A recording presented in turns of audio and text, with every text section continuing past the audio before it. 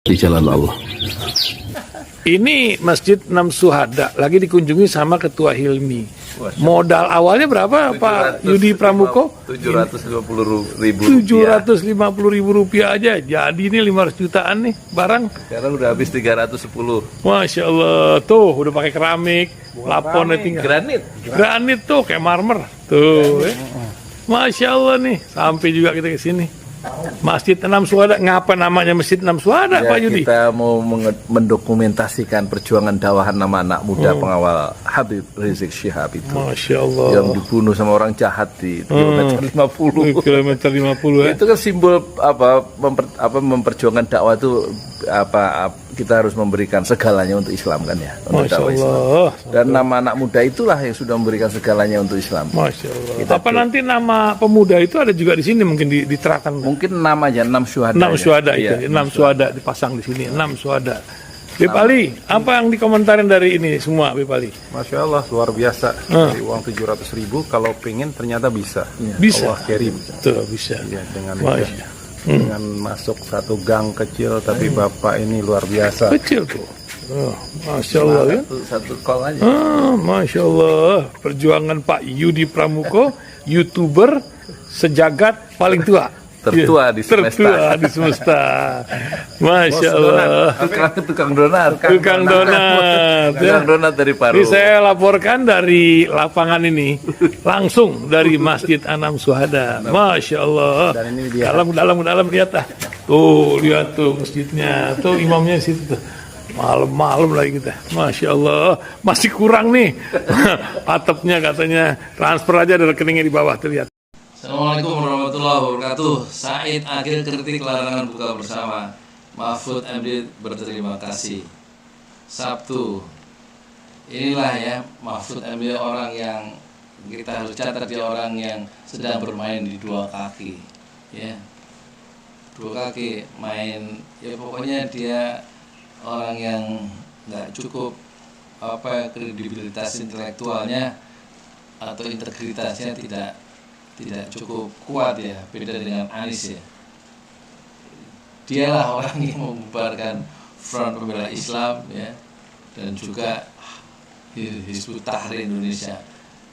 Jadi ini orang menteri yang satu ini, yaitu Pak Mahfud MD sebagai Menko Polhukam, adalah betul-betul senjata pamungkas ya untuk menghadapi aspirasi Islam atau kepentingan kelompok-kelompok Islam. Itu dihadapi oleh Pak Mahfud MD, termasuk larangan buka puasa itu dijawab oleh Mahfud MD. Mantan Ketua Umum PBNU yang sekaligus menjadi pimpinan Lembaga Persahabatan Ormas Islam LPUI Kiai Haji Said Agil Sirot menyebut kebijakan larangan buka bersama merupakan over intervensi pemerintah dalam kehidupan keagamaan. Menko Polhukam Mahfud MD selaku orang pemerintah berterima kasih atas kritik itu. Nggak cukup terima kasih, harus dibatalkan. Kalau Yusril minta itu segera dibatalkan ya. Larangan buka bersama itu ya nggak apa-apa, itu demokrasi, harus ada penilaian dari masyarakat. Dan banyak juga kan seperti saya sebenarnya sudah menyiapkan buka bersama beberapa sesi, tapi saya jadinya hanya buka bersama istri, kata Mahfud MD kepada wartawan di Hotel Royal Kuningan, Jakarta Selatan, Sabtu. Ini bukan persoalan buka puasa sama istri ya, ini soal kebijakan umum yang lebih luas yang itu menyangkut banyak orang di seluruh Indonesia terkena terkena larangan yang seperti ini tidak bisa diterima dari segi nilai Islam, karena di dalam Islam justru dianjurkan untuk memberi bukaan atau memberikan makanan berbuka buat orang lain, apalagi itu dilakukan oleh pejabat. Justru manfaatnya jauh lebih besar karena anggarannya ada, dan kemudian yang berbuka puasa jauh lebih banyak, tidak hanya pejabat yang di lingkungan departemen itu saja, di lingkungan instansi itu saja, tapi ada juga supirnya, ada keluarganya. Itu kan bisa semua menikmati keberkahan dari bulan Ramadan dengan kekuasaan yang ditampilkan untuk mendukung Islamic values, yaitu berbuka bersama, memberi makan bersama, dan mengikuti anjuran Rasulullah SAW, yaitu memberi makanan berbuka ya, buat orang yang berpuasa. Malah ini dilarang ya, nilai-nilai kebaikan, nilai-nilai kedermawanan, dan nilai-nilai kepatuhan terhadap Rasulullah itu justru dilarang. Mahfud menegaskan kritik terhadap pemerintah harus selalu ada. Menurutnya kondisi itu menjadi tanda terlaksana proses demokrasi di Indonesia. Ya nggak apa-apa, terima kasih sebagai kritik, itu harus selalu ada yang seperti itu namanya demokrasi. Nah, sekarang Said Akil mengkritik kebijakan soal larangan buka puasa. Menurutnya kebijakan itu cukup represif ya. Said menyebut kritik dari ormas Islam seharusnya diperhatikan oleh pemerintah.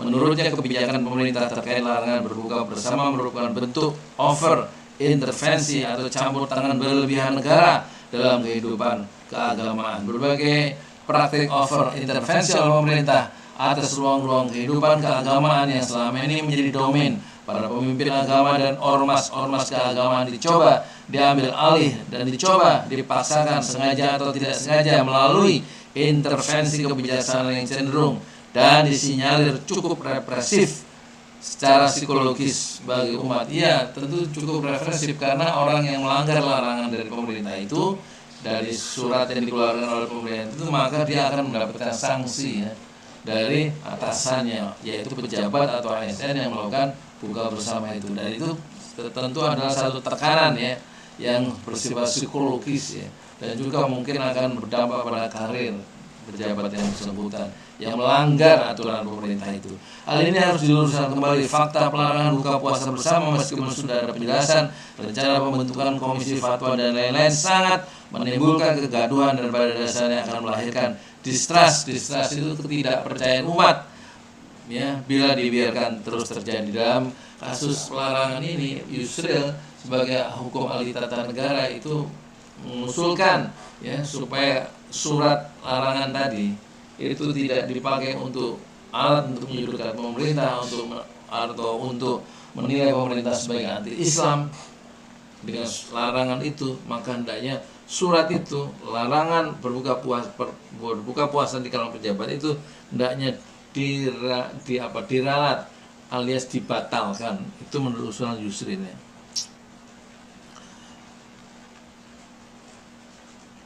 Saya perlu menjelaskan surat yang dikeluarkan oleh Sekretariat Kabinet berkaitan dengan buka puasa bersama. Yang pertama, buka puasa itu atau arahan Presiden itu hanya ditujukan kepada para Menko, para Menteri, kepala lembaga pemerintahan, kata Sekretaris. Iya, tapi dampaknya itu kan seluruh ASN atau seluruh pejabat yang di lingkungan pemerintahan, terutama pimpinan daerah, gubernur dan wali kota, itu kan kemudian mengawal ya surat itu untuk terlaksana, dan itu akibatnya bisa orang yang melakukan buka bersama yaitu pejabat atau ASN itu terkena sanksi yang sebenarnya nggak diperlukan. Itulah satu kebijakan yang kontraproduktif. Saya Yudi Pramuko, tukang donat dari para YouTuber, tertua di semesta Fasbir Sabran Jamilah. Bersabarlah dengan kesabaran yang indah. Assalamualaikum warahmatullahi wabarakatuh.